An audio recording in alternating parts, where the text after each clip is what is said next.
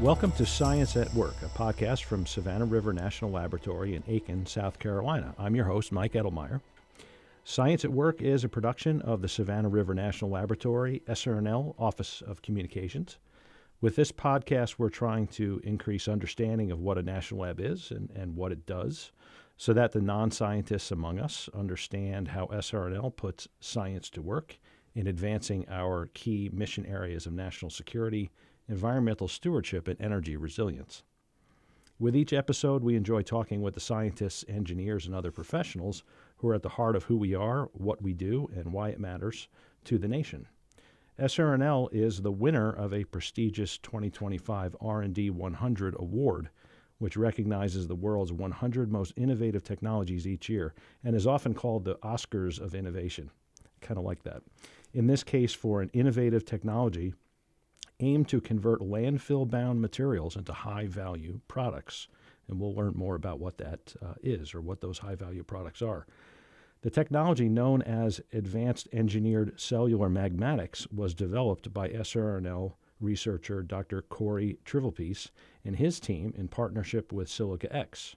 Corey joins us here to explain how the technology works and why it's important in nuclear waste remediation. And for the benefit of our listeners, we're speaking on November 13th. Corey will receive this honor on behalf of SRNL and his team on November 20th in Scottsdale, Arizona. Congratulations, Corey, and welcome to the Science at Work podcast. Thank you. Great to have you here. So I've got some questions for you, and I thought this would make for some good conversation in terms of this award. The technology is really fascinating to me. How did SRNL win this award, and what did it mean to you as a lead researcher and inventor on this project? And for context, what kinds of organizations are considered for the R&D 100 awards? It really is quite an honor. How we won it was we have a new lab director and new positions, a new director of innovation, innovative strategies, Darren Timmons, and our new lab director, Johnny Green, take these kind of things very seriously. Mm-hmm. And Dr. Timmons encouraged me and my team to apply for the award and kind of guided us through the application process, which is extensive. And you submit your application package, and then there's a panel of, I'm not exactly sure how many judges. Okay. Companies, Fortune 500 companies, universities, other national labs. There's a ton of submissions that get put in the pool every year. And I'm not sure exactly how many applications they had this year, but they first ranked them into a slate of finalists. Mm-hmm. And to be honest, I was really just hoping that we would make it to the finalist stage, because that's a big deal in and of itself. And then I didn't really understand how prestigious or how big the award was until we were notified that we were finalists. And then I started looking at who the other finalists were, and I saw names like General Electric, Mitsubishi, MIT, and started to realize, oh yeah, this is really the premier DuPont. These are the premier. Some heavy hitters, right? Yeah, and these are the premier research institutions in the world. And just like I think that, maybe it's, you don't think of the place where you go to work every day in those terms. Right. But Savannah River is also one of the premier research institutions in the world. So we belong there. That's right. And so it was really, in that regard, very, I think, it's a huge honor, but also very humbling. Right. That we get to compare ourselves and have an equal footing with, again, some of the most prestigious research institutions and companies in the world. Right. No, that makes sense. Can you tell us about the project or the technology you and the team developed, and maybe what problem were you trying to solve? Yeah, so AECMs, I might switch back to old vernacular, ECMs came about. Yeah. And if you could just define what are those? So Advanced Engineered Cellular Magmatics. Okay. They are a synthetic, so not naturally occurring, pumice-like material. So if you think of if you go into the beauty section or bath section of your department store or grocery store, think of that. And I meant to bring a piece with me, and I left it in my car. That's all right. It happens. As I was clearing my pockets out. And that's what people would picture when they think of pumice. That's exactly what we're making. Okay. And the difference is that pumice that occurs out in nature is made through volcanic events. Mm-hmm. What we do is we take things like, we started with recycled glass cullet. So that's, when we recycle bottles or other containers, mostly container glass, at curbside, and somebody comes and picks it up, that gets crushed up into powder or size reduced before it goes into any recycling application. Okay. And so we started with that. And that's not anything new. I mean, people have been making foam glass out of crushed recycled glass for a long time. Foam glass has been around for a century. The novelty and what kind of revolutionized foam glass technology was in how we prepare the material before we do the foaming process. And that came from several years ago, ARPA-E, so the Advanced Research Projects Agency for the Department of Energy. Yep. There was a program manager there who wanted to take a look at making extremely durable concrete. Okay. And one of the types of concrete that we know is extremely durable because it's still around today is the concrete that ancient Roman engineers made. And I found that absolutely fascinating that we were actually looking at that process from the ancient world. A lot of people are. If you could replicate that, I mean, think about it. If you pour a slab of concrete in your driveway today, it's maybe 5 or 10 years before you start to get cracks. And in 25 years to 50 years, it's got to be completely replaced. Okay. There are ancient Roman structures that were built thousands of years ago that are still being utilized today. Yeah. I mean, people, when you think about an ancient Roman, you think about the Colosseum. Right. And you might think that it's a dilapidated, relic, but that was built. And for the most part, the structure's still there, and it was built millennia ago. It's amazing that it's still there in any form. Yeah. Right. Yeah. And there are other structures that are still in use today. Like literally people still use them that were built in ancient Roman times. Yeah. And so the way we so how do we get to ECMs or AECMs from that? There was a researcher at the University of Utah, Dr. Marie Jackson, who has spent her entire career studying ancient Roman concrete. Mm-hmm. And about the time that ARPA-E was looking at how are we going to replicate and make extremely durable concrete, and they were talking to Marie, a colleague, and I, who was a very well-known glass scientist from Savannah River, Dr. Carol Jansen, published 2 papers on a theory that we had about something that happens in nuclear waste glass corrosion. Okay. Marie actually read those papers, and she thought, hey, I think what they're describing happening in nuclear waste glass is exactly why I think is the mechanism that occurs that makes the Roman concrete so durable. Oh, wow. And that put the two together. So that mechanism was, not to go into the nitty gritty, but just something a chemical reaction that's happening on certain materials that the Romans used in their concrete. Yeah. And that we know that the Romans knew these materials were very important. And the way we know that is because we found shipwrecks that the only cargo on the entire ship was pumice, these pumice rocks that were from geological deposits that are outside of Rome.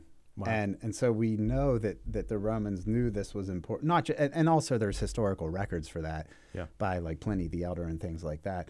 But we know that they knew these things were important. Right. And so, as we wanted to try to replicate this Roman style concrete, we were thinking, what kind of a glass form would we use? And originally we weren't thinking about foam glass. And one of the challenges that ARPA-E put on us was whatever solutions we come up with has to be cost competitive with modern OPC concrete. Right. So it's going to be very difficult because as I'm sure everybody knows, concrete is the second most widely used material on the planet behind water. Okay. And so Okay. it's very cheap. And so, our original ideas, at one point we had considered fiber, but it's so capital intensive to make glass fiber that nobody's really going to do that. And literally, I've told the story like 1,000 times at this point. I was really starting to get nervous. Like, what are we going to do? We can't just take recycled glass and crush it up and put it into concrete because the chemistry isn't right. Right. It would make very, very weak concrete. And I was literally in the shower one morning and there was a piece of pumice in the shower. And I was like, I knew what foam glass was. I was like, oh my gosh, we should use foam glass. There's the answer right there. Yeah, if we could tweak the chemistry of foam glass just a little bit, I think I could, we could eliminate the problems that are associated. If we just took regular foam glass, it would be just like putting crushed glass in. I think we could mitigate or eliminate these problems. And I remember like coming into the office, going to the guy who introduced foam glass to me, who's Dr. Gene Ramsey, also listed as a co-inventor from SRNL on the award, and asking him, hey, is there anything that would stop us from adding materials to the foam glass batch before you foamed it? And he's like, I don't think so. And I told him what I wanted to do. And literally that day, he set up a call with the people who are now the CEO of Silica X. Silica X. And they weren't operating under a different name at the time. And the chief innovation officer of Silica X, that day we were on the phone talking to them, and that's where everybody kind of got met. It was to come up with a solution to that ancient Roman concrete problem. Right. Yeah. No, that's great. Yeah. So I was going to ask about the University of Utah you worked with and Silica X, obviously. So this is a great example of a public-private partnership. Working through. We have the new Advanced Manufacturing Collaborative, and that's going to be a great way to do partnerships like this. And there's so many examples that we could give, but it's great that this came about, and now you're going to be getting an award for this at the R&D 100. So that's fantastic. So how did Silica X contribute to this, or what is their role in it? So that's actually a really obvious and solid question. And I think one of the things that kind of is a hallmark of why we've been so successful is the relationship with Silica X. One of the things that kind of got ingrained into our partnership very early on, and I think that was a direct result of us being funded by ARPA-E. Mm-hmm. ARPA-E is an agency that's very dedicated to commercialization, not just doing science for the sake of science. Right. And I'm not, I firmly and strongly believe that science doesn't need to be done for the sake of science. ARPA-E just has a different charter. Right. And that, again, is through Department of Energy. Right, yeah. And their charter is to very quickly develop technology and get it into the U.S. economy as quickly as possible. Mm-hmm. And what that kind of ingrained in all of our minds was, okay, as we're developing new things, we need to also be looking at what's the commercialization potential of this. Sure. What's the scalability? And that's become kind of a term that we've come up with. We call it the Industrial Scalability Index. Yeah. And so kind of literally every project that we've worked with Silica X, which I can't even count the number of CRADAs and things like CRADAs or SPPs or whatever that we've had with them at this point. And again, if you could just define what is CRADA? Oh, so CRADA. CRADAs are the acronym stands for Cooperative Research and Development Agreement. Okay, gotcha. And that is just a contract between a non-national laboratory partner and a national laboratory that kind of just establishes things like how will the intellectual property be handled, who's contributing what. Right. It's a contractual vehicle to kind of cement the partnership. Okay. And literally every project we've had with them, we've kind of developed this model of doing things that is kind of focused on that Industrial Scalability Index, where as we as scientists are and Silica X does innovation too, but as we're really starting to kind of look at the fundamental aspects in the laboratory, kind of, the very early stages of research. We designed the programs so that in parallel with that, Silica X is looking at, okay, are these solutions that these scientists developing going to scale to something that's commercializable? Okay. And so, say we're doing experiment A, B, and C in the lab, and experiment C says, we're going to put this much waste. This is just an example of how this would work. Yeah. We're going to put, 10, 20, and 30% of recycled glass into whatever thing we're trying to make. And it's kind of a bad example because nobody would really care about recycled glass because it's not dangerous. Right. But say Silica X is going out and they're doing their analysis on their side, and they come back and they find some regulation that says you can't have 30% glass in the product that you're trying to sell in these 25 states. Mm-hmm. We would then they would go out and say, okay, well, what's the market in the 25 states for this product? And ultimately, through that collaborative effort and that parallel thing, we might decide, okay, you know what? We're not going to look at experiment C anymore because there's just no market for it. And so it's kind of this positive feedback loop where we come up with solutions and in real time, and they're a tech company, and they have a proprietary AI platform that does this kind of stuff that enables kind of keeping track of all these variables in real time. Yeah. That enables us then to kind of not just guide our research by what we're interested in and what we think is cool, but also by how is this going to scale and really I feel like it's really cool because it gives me the sense that we are really, I feel like part of our responsibility as national lab employees is to be good stewards of the taxpayers' money. Right. And I feel like this is one way that we can contribute to optimizing the benefit of the taxpayers' money. Well, and it's a great example of, the idea that we're a premier applied science laboratory, and partnering with someone like that, we can take that to the next levels and do something impactful with that science. Yeah, that's exactly right. And it really is. What you just said is exactly right. It's our mission or our statement is we put science to work. And while we still do fundamental science here, I feel like that's our kind of bread and butter at SRNL and what we started as many decades ago before we were even a national lab. Right. And I really like this because we've taken the skill sets that we developed through all of those previous missions, and now we're kind of leveraging those into completely new areas. Yeah, that's pretty cool. Yeah, that's really cool. And also continuing that legacy of applied science in our own way that I really think is very unique to the National Laboratory Complex. Yeah, absolutely. So this next question, we may have covered a little bit of this, but many of us understand recycling because we all do it in our daily lives, or we're at least encouraged to do it. Why is it important to reuse materials as part of nuclear waste remediation? So we all think we recycle, is what I would say, especially when it comes to glass. Unfortunately, even if we're recycling 100% of the glass that goes through our household, about 75%, and I would say this is an optimistically low number, but about 75% of the glass that enters the municipal solid waste stream, so garbage, right? Residential garbage, municipal solid waste. Yep. About 75% of that ends up in a landfill. Okay. And so in other parts of the world, it's very, very much higher than that.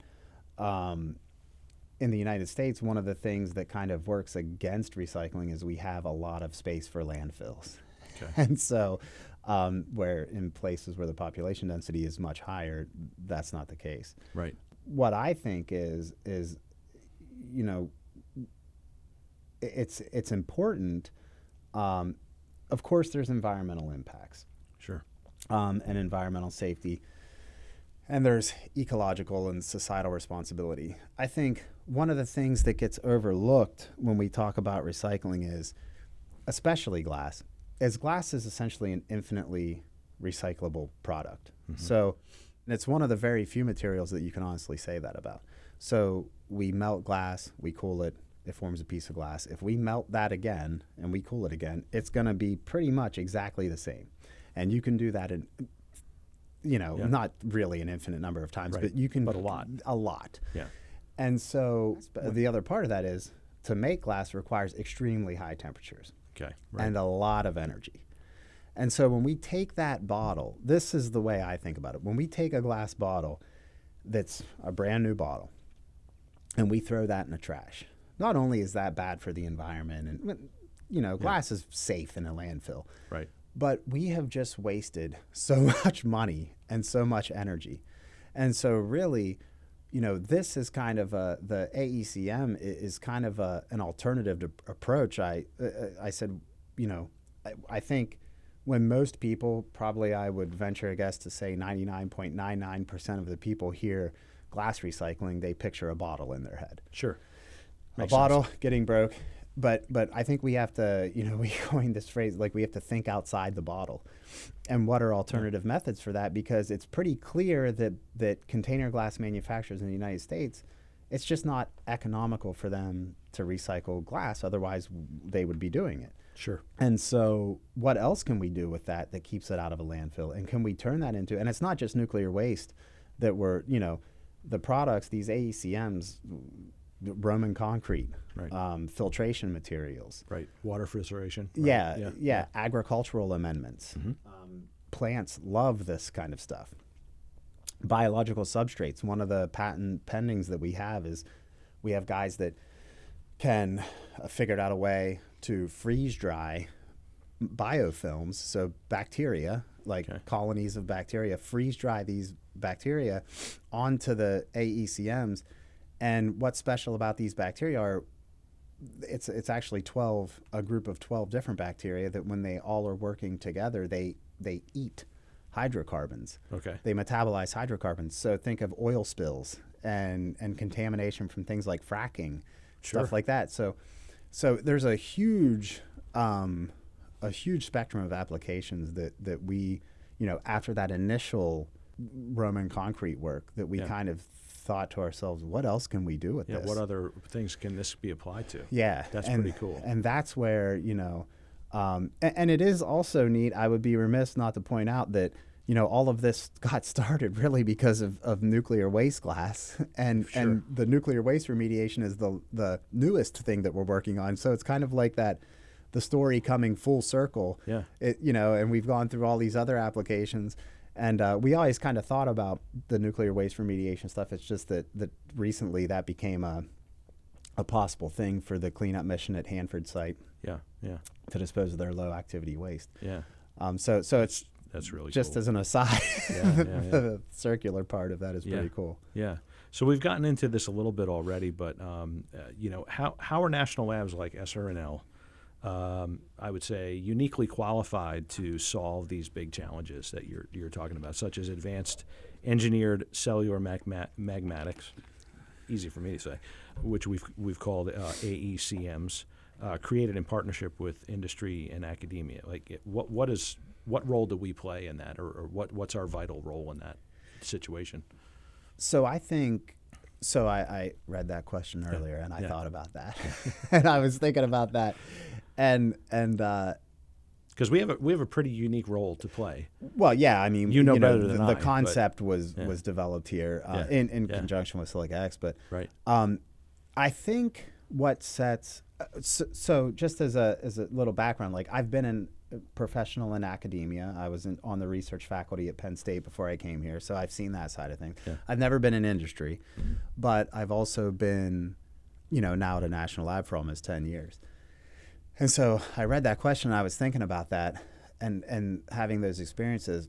And I think what is unique about a national lab that sets us up, especially a place like SRNL that has always had that applied science focus, that sets us up uniquely for this type of opportunity, is we have people with a lot of different backgrounds, academically, professionally, a lot of academic and scholastic diversity working in very close proximity together. in a university, that's not necessarily the case. If you're in the Department of Material Science and Engineering, everybody around you is working in material science and engineering. Right. I mean, and there's obviously cross collaboration. So it's a depth of experience here, right? And yeah. I think it's, so for example, my office mate has a PhD in chemistry. So if I have a chemistry question, I'm going to turn around and ask Matt. Sure. And then I'm going to get an answer. Yeah. And so I think it sounds like it can be a pretty entrepreneurial environment that way. It's like, hey, I've got a problem. Maybe you can help me with this. And it's super entrepreneurial, and it's a good way to filter your ideas through people who have real expertise. Right. That might not occur in other environments. Mm-hmm. I don't know if that makes sense, or it does. I could walk out of my office, and there's an environmental compliance authority sitting there. Yeah. I look at the chemical engineer. Yeah. On the other side, a material scientist. My office mate's a chemist. And so you go right across the building, and there's biologists and zoologists and microbiologists and biological engineers. Yeah. And so having everybody working in that close of a proximity, it allows us to bounce ideas off of each other. Yeah. And and there's an agility there. Right? There is Really? That's a good description that allows us to filter ideas very quickly. And so, some things that you come up with as a scientist or an engineer are just absolutely crazy and not feasible. Mm-hmm. And so one of the nice things about having everybody in that close of a proximity, you can find out very quickly that it's a silly idea. Right. But you can iterate to something else that absolutely. Work, right? Yeah. But there's always the but if. Sure. Or the instead of a no because, it's a yes if type situation. Mm-hmm. And so that I think is what sets national labs apart from nearly every other type of institution, and why national labs, especially ones like SRNL, who have that focus on applied science, are super unique across the entire research and development complex in the United States. Yeah. Well, I think your description is really helpful. I haven't heard it put quite that way before, but that makes a lot of sense. I think that's really helpful. So, in trying to get to know you a little bit, tell us a little bit about how you got interested in science and what was the path you took to SRNL. Yeah, I don't remember when I got interested in science exactly. I know my third grade teacher, Miss Krebs, also goes to my parents' church and still often remarks about how that was back, I don't want to date myself, but that was back when the Hubble telescope was being launched, and apparently I would come into class every day with updates on the Hubble telescope. All right. And had parents who very, very much supported that kind of thing, and would buy books about science and supported me in my academic pursuits. And one of the other cool things about a national lab, and this isn't necessarily unique to just a national lab, but if somebody told me I would have been working with garbage, essentially, trying to find value in garbage, if somebody would have told me that, the day I got my PhD, I would have been like, you're insane. Because at that point in time, I was focused on thin glass films for neutron imaging, which is like taking X-rays. And that sounds a lot sexier than working with garbage. Yeah. Right? Hey, actually, I don't know. I'm okay with working with garbage. I don't know if we would have got an R&D 100 award for thin glass. There you go. Right. So that I have always been interested in science, and a lot of support. And ultimately, one of the things that I had, and so I take this very seriously too, is I had really super good, especially when I got further along in academia, I had really good mentors. And that's something that I think is super important for us, as we get older as scientists to remember. We didn't learn our craft in a vacuum. Right. And so my PhD advisor was an excellent mentor. And then my mentor at Penn State was my PhD advisor was Jack Brenizer. And my first son is actually named after him. Oh, wow. So pretty great, man. And then my mentor, when I got onto the faculty at Penn State, was Carlo Pantano, and just really super solid, good mentorship. And again, support and kind of freedom to explore and learn. And it was Carlo that really kind of got me interested in glass and nuclear waste glass. And then likewise, when it came time, when I realized that, I didn't need to be in academia to be happy, maybe I could try things at a national lab. Yeah. Another amazing scientist I mentioned earlier, Carol Jansen, I called her and had a conversation with her about SRNL and was fortunate enough to get hired here. Yeah. And she was my mentor here, and continued to learn from her and just build that knowledge set. That's great. And then kind of, the roles of reverse now, and now I get to mentor younger folks and less experienced folks. Yeah. Yeah. And again, it's just, that's probably the most rewarding part to me, that genuinely is the most rewarding part of the job is getting to see younger folks that are just as excited about science as I was at some point, or engineering, and getting to help them along, because it really was I don't feel like I did anything special. What I do think that was special was I had a ton of support at every stage in my life that kind of kept me on track. Yeah. And even up through when I started to become more of even like a mid-level professional. Well, I guess I still am. Just support. That's what I think we need to be doing. That's great. Yeah. That's great. Well, Corey, thanks again for joining us today. It's great to have you here. This has been fun. Yeah. And thank you all for tuning in. Science at Work is a production of the Savannah River National Laboratory in Aiken, South Carolina.